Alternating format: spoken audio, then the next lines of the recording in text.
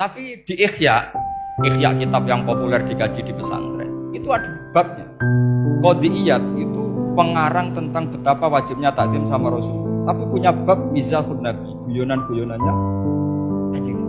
Cuma Nabi seninya tadi, wala yaqulu ilah. Meskipun guyon itu enggak pernah bohong, itu butuh seni itu. Bohong apa guyon tapi tidak pernah. Tapi umatnya ada saja yang pernah niru, ya termasuk Ki Bisri itu. Sudah nunggu Bafatol, sudah di dalam. Ketika ditunggu ternyata ya dalamnya Bafatol sendiri, bukan di dalam apa? Ada seorang raja yang gemar kawin karena orang Arab gemar kawin. Itu setiap ada perempuan cantik ingin dinikah. Nikah itu masih baik, jadi sama ndak usah anti. Soal kamu dengki sama orang poligami itu ya hasut gitu. Yang layak biar poligami asal ada yang mau dan siap-siap ada tambah satu hilang satu. Biasanya kan gitu. Singkat cerita dia itu cinta sama seorang perempuan. Nah perempuan itu ditanya-tanyakan sama pemuda situ ajudan dia, gimana saya boleh nikah itu? Jawabannya tadi, kaifatang kihuha wa qad ra'aitu qabbalaha rajul. Kok kamu nikahi gimana? Saya pernah melihat dia itu dicium seorang lelaki. Kamu itu seorang raja, masa nikahi perempuan yang pernah dicium seorang lelaki? Oh itu miso-miso raja. Udah enggak. Saya ini raja muslim soleh, masa nikahi orang yang pernah dicium lelaki? Suatu saat si pemuda ini menikahi perempuan itu. Mangkelnya bukan main, karena dia saingan sama raja, gak mungkin menang. Satu-satunya menang itu bikin hoax tadi itu. Ini cerita ini di Ithaf, di sarahnya Ihya. Kamu kira di cerita Alfu Yaumin wa Lailatin Abdul Nawas, enggak, ini cerita di Ithaf. Kitab yang sangat sakral karena sarahnya apa? Ihya. Setelah nikah, maki-maki raja. Orang tidak punya harga diri, perempuan pernah dicium orang kok dinikahi. Tadri mandalikar rajul, kamu tahu siapa lelaki itu? Gua Abuha, itu bapaknya. Oh terrajan wasem, enggak ngerti gitu. Jadi apa? Kiai-kiai dulu itu rileks. Sehingga saya datang ke sini ketika diminta sama Mbak Mus. Sebenarnya nggak diminta, diperintahkan. Karena pasti pakai agak-agak otoriter gitu. Karena di atas kita, jauh di atas kita. Mbah Mun guru saja manggil beliau Lek. Karena kita tahu Mbah Mus punya ibunya itu binti Khalil Harun. Mbah Khalil itu, saya punya manaqibnya banyak tentang Mbah Khalil Harun. Jadi beliau itu adiknya Umar Harun. Mbah Umar Harun itu dulu alim-alimnya Ki Sarang, setelah Mbah Ghazali itu Mbah Umar Harun. Termasuk Mbah Khalil Harun yang ngaji sama kakaknya Umar Harun. Setelah beliau alim alama, singkat cerita setelah menyelesaikan pendidikan, pindah ke Kasingan, dibawain santri oleh kakaknya namanya Umar Harun.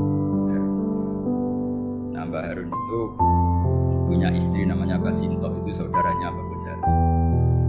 Makanya Mbah Mun manggil Mbah Mus itu Lek, karena Mbah Mun ke Mbah Ghazali itu Mbah Mun Nyai Mahmudah binti Ahmad. Ahmad ini bin Su'aib. Su'aib ini juga menantunya Mbah Ghazali. Terus Mbah Ghazali, berarti Mbah Mun dari Mbah Ghazali generasi kelima. Kalau Mbah Mus kira-kira ya Mbah Mus, Nyai Bisri, Mbah Khalil. Nah Nyai Sinto ini sudah saudaranya apa? Mbah Ghazali. Berarti Mbah Mun dengan Gus Mus itu kalah satu tokoh di urutan nasab, makanya manggil apa? Tapi Mbah Mus orang baik, tidak pernah manfaatkan itu. Yang sering manfaatkan Mbah Nawawi itu. Karena pernah sepuh itu, wah sembrono kalau sama saya itu. Saya di mana-mana itu digosipkan murid beliau. Ya saya ikhlas saja. Itu satu-satunya harga diri Mbah Nawawi, ya saya ikhlas. Saya ikhlasnya. Karena memang saya manggil beliau juga memang pernah nyembah. Buyut saya kandung itu namanya Maimunah, itu mbaknya Mbah Dowi. Jadi saya ini juga Bani Lasem. Buyut saya kandung namanya Maimunah, istrinya Mbah Umar bin Arabi. Melahirkan mbah saya sampai ibu saya sampai saya. Saya teruskan. Jadi cobalah Quran itu dibaca secara fasih. Kalau ingin baca fasih caranya gimana?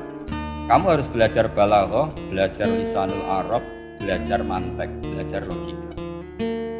Kalau logika itu tidak sampai, cari muhalnya. Ini fatwanya Said Robin Al-Buti, juga fatwanya semua ulama usul fikih. Saya ulang lagi ya, kalau logika kamu nggak paham, cari sisi muhalnya. Saya ulang lagi, cari sisi. Misalnya kamu angan-angan tentang Allah nggak dong. Sedurunge Allah itu sopo. Misalnya kamu angan-angan sama agama tentu itu dilarang, tapi orang filsafat tetap saja nyari. Lalu hentikan pencarian itu, yaitu tadi katakan saja hadhil maujudat yastakhilu ayyakhluqal adam. Sesuatu yang maujud tentu enggak mungkin disebabkan oleh sesuatu yang tidak ada. Fa innal adama la yu'athiru aslan wala yakhluqu aslan. Namanya sesuatu yang enggak ada pasti tidak berstatus pencipta. Namanya saja enggak ada. Akhirnya la budda min ayyasbiqa hadzal alam maujudun. Maka alam ini harus didahului sesuatu yang maujud. Lah maujud ini yang oleh Islam disebut Allah Subhanahu wa taala. Sudah selesai di sini. Tinggal delok TV, tinggal ngopi itu. Sampai setannya setruk karena nunggu mau bikin was-was itu lagi. Loh, saya itu termasuk kiai paling sering lihat sinetron. Kadang ya lihat Mak Lampir itu sering dikasih. Sampai istri saya itu protes, Gus, dengan kata orang banyak orang alim kok senengan itu Mak Lampir. Karena setan mau menggoda saya tentang berpikir Allah. Jadi dia ngenteni. Kok malah mikir Mak Lampir gitu. Setelah lihat Mak Lampir biasanya saya itu lapar, terus makan. Habis makan tidur. Setannya masih nunggu mau was-was. Ternyata saya habis bangun ngopi lagi. Kadang lihat berita orang ditangkap KPK macam-macam. Ini penting saya utarakan supaya setan itu tidak menang. Jadi ciri utama setan itu kata Rasulullah SAW, setan ini goda umatku, hadhil jibal khalaqaha Allah, hadhil ardo khalaqaha Allah, hadhil bihar khalaqaha Allah, faman khalaqaha Allah. Itu makanya banyak orang jurusan filsafat keblinger karena tanya Allah itu siapa. Kata Rasulullah, jika sampai ini maka kamu harus berhenti. Lu berhenti tanpa dialihkan ke yang lain kan susah. Tinggal aja lihat dulu sinetron. Ya paling gampang ya Mak Lampir, kan ada takut-takutnya sih. Karena kalau lihat sinetron anak-anak milenial itu kalau ada artis cantik sampai nangis. Karena istri kamu tidak seperti itu.